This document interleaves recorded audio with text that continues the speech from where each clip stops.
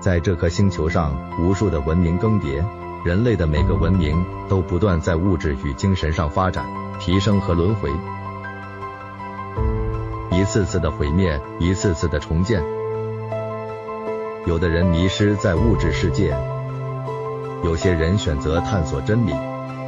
尽管真理难寻，修行的路充满陷阱与诱惑，让人失去方向。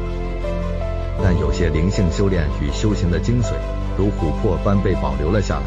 他们在这场大游戏中，在各个文明中，在各个朝代中，因着机缘而出现，也因着各种条件而消失，等待再次的出现。这些教导总是超出与突破当朝人们的制约以及既定的思想，故对于人们而言总是难以理解的神秘。欢迎来到琥珀神秘学院。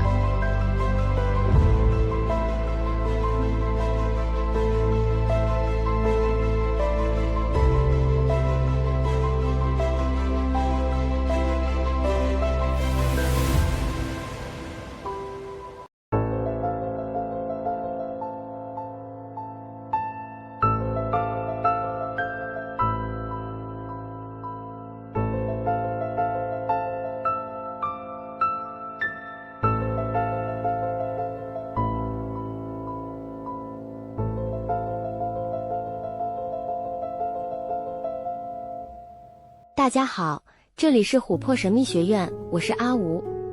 上堂课教的唱诵法，大家有没有好好练呢？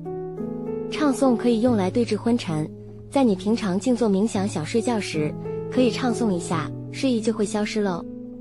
这是你在修行路上的一个好工具，记得唱诵的时候，重点是感受震动，重点要把专注焦点转到你的体内的共振效果，把专注力放在阿吴说的那几个部位，这样才会发挥这个方法应有的效果，而不是只要发出声音就会有效哦。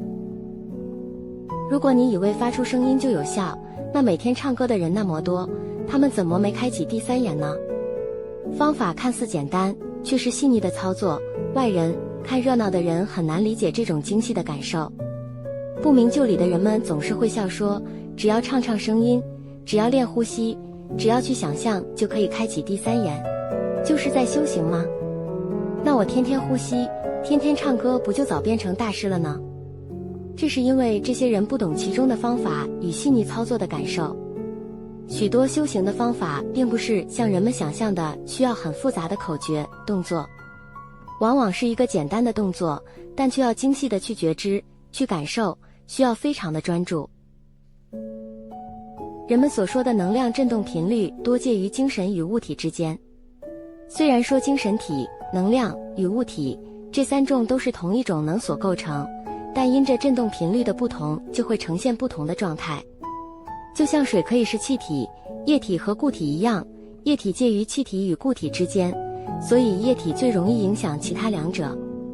能量也是一样，它有点像是水一样的液体，流动于精神与物质之间。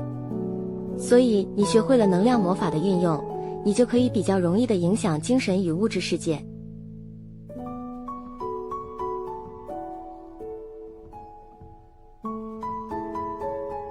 不同的振动频率会产生不同的状态。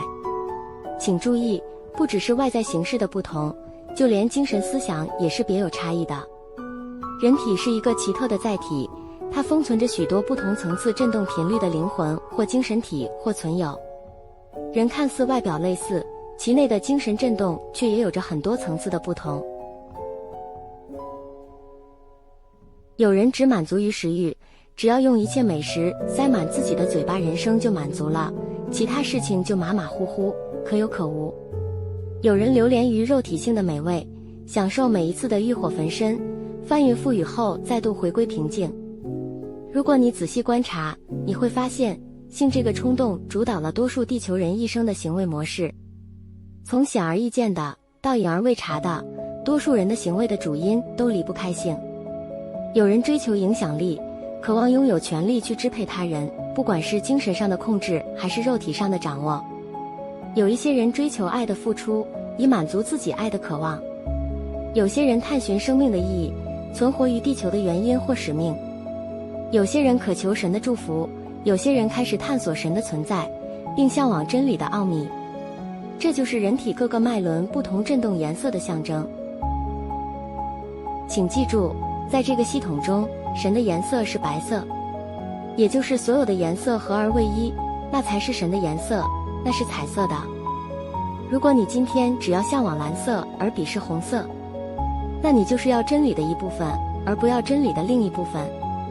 那你就是爱神的一个面向，而不爱神的另一面。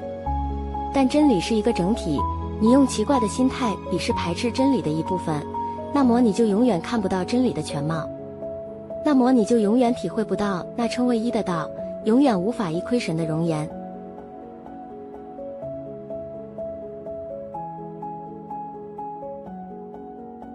很多求道者总是认为哪些食物不好，性行为不好，权力影响力不好。这些事情本质上并没有不好，是你贪恋、认同、执着的心不好。以上一堂课的菜刀例子，菜刀不会长角，也没有翅膀，不会自己飞去砍人，是人们精神状况不佳，情绪不稳定，才导致人利用此工具来表达心中的感觉。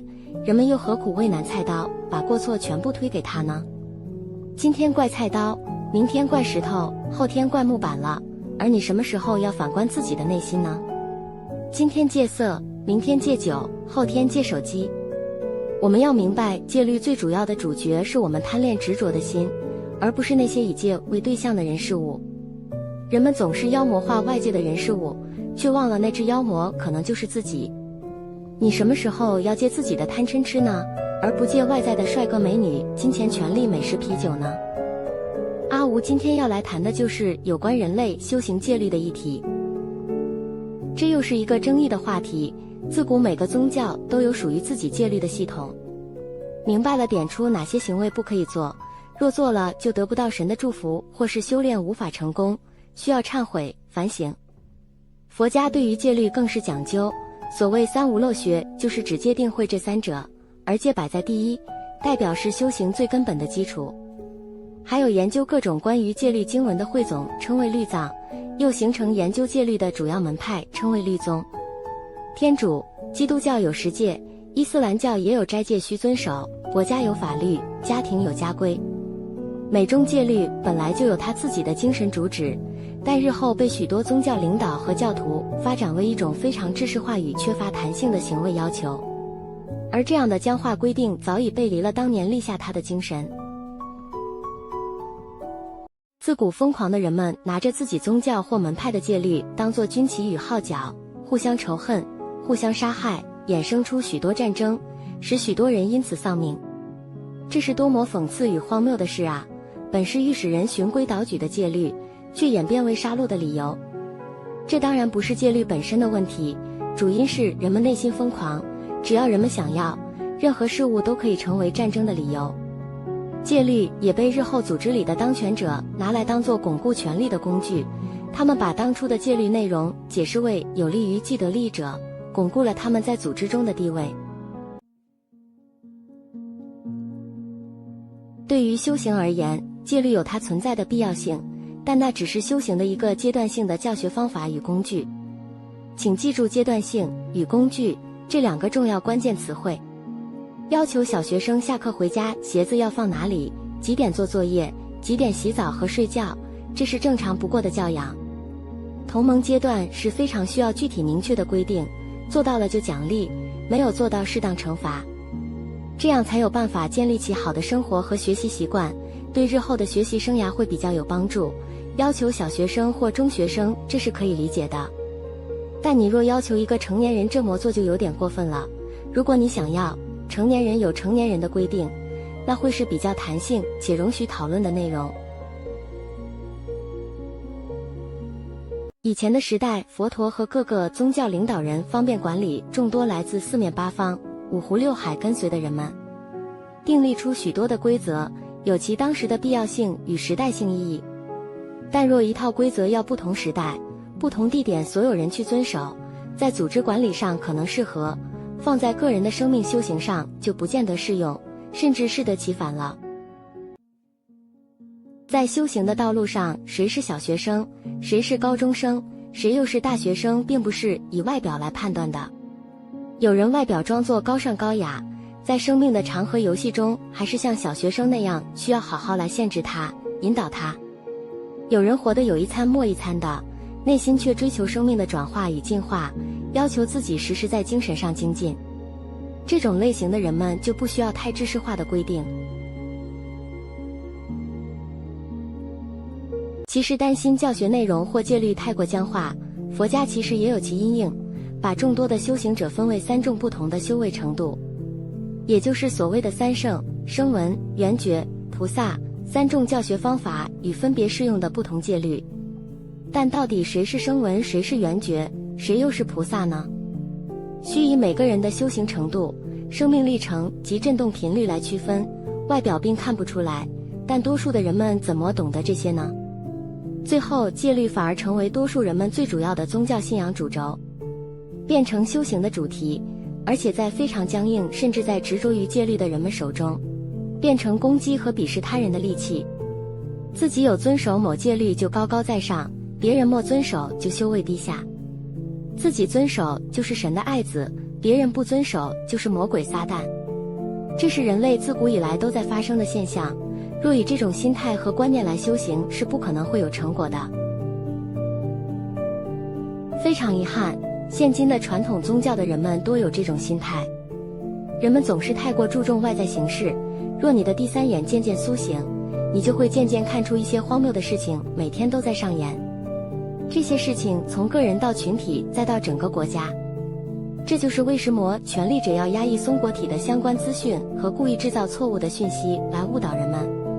当你失去眼睛时，就只能依赖并服从，盲从他人所想让你知道的讯息。当你开始正确修行，你就开始在试图打破这样的剧情。戒律并没有什么不对，错的是人们僵化、执着、愚痴而使用戒律这项工具。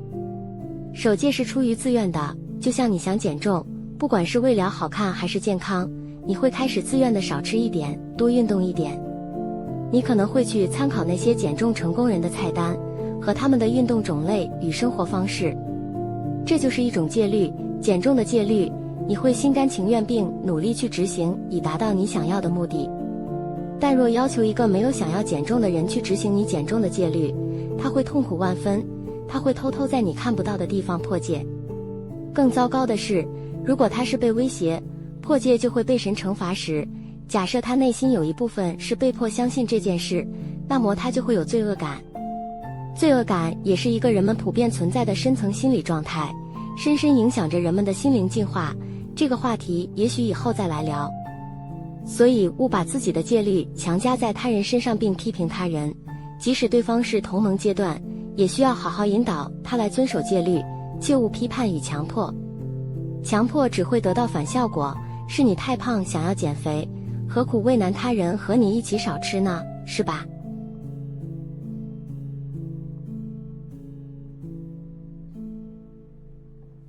享受美食，大口品尝佳肴，本是人生一大享受。酒酣高歌弹琴望月也是美好的体验，享受鱼水之欢的愉悦也没有错。如果用生命阶段性的戒律来要求限制生命的每个时期，那是很可惜的事情。阿无不是在反对戒律，只是希望大家明白戒律的本质与精神。若要求自己每日固定时间静心冥想，每周读一些经典或有关提升自己的书籍，那也是你给自己的戒律。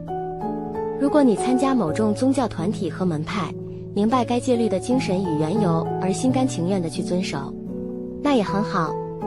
戒律又可分为个人修行的时的行为要求与团体生活的规范。在管理僧团或修行的团体中立下较多的规则是可以理解的，但切莫把两者搞混了。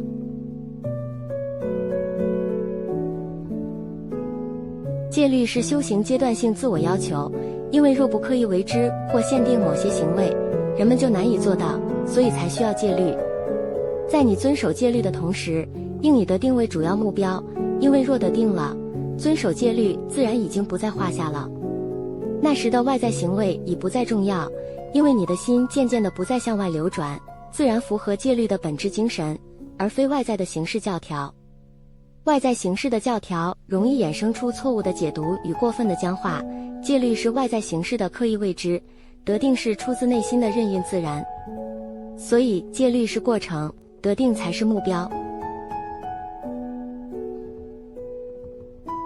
不只是修行，人世间的每种学习都是从刻意约束到随心所欲不逾矩，再到创造无限的发挥。我不是反对戒律，阿吴是要破除人们对于戒律的迷信与执着。戒律不应该是修行的主轴，而应是修炼时的学步车。还未得定前，还需适当的戒律以学走路，这和学习法门是同样的道理。工具是要帮助我们达到目的，到达了目的地，就别再死抱着工具不放了。故曰：法上应舍，何况非法。下课，拜拜。